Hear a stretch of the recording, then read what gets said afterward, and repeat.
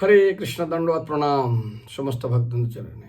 ISKCON হরিকথা channel সবাইকে স্বাগতম। মনে রাখবেন, এবছর মল মাস 2026 অত্যন্ত ভয়াবহ পরিস্থিতি সৃষ্টি করবে।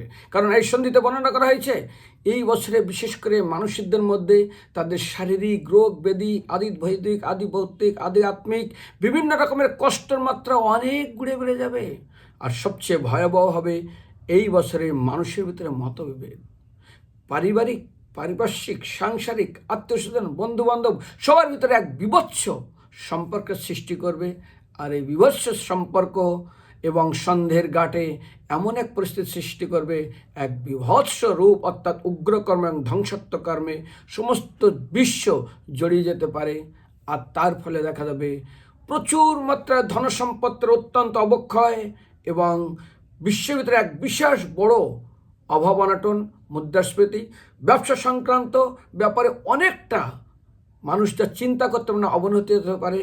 আর তার সঙ্গে মানুষের ভিতরে হিংসাত্মক কর্মের ফলে এত লোকক্ষয় হবে যা মানুষ কেউ চিন্তাও করতে পারবে না।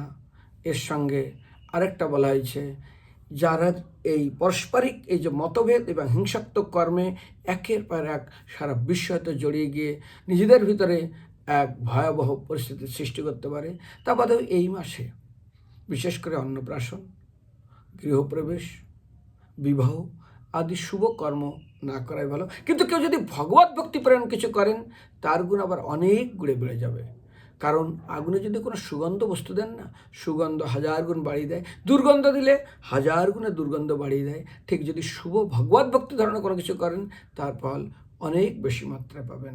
হরে কৃষ্ণ।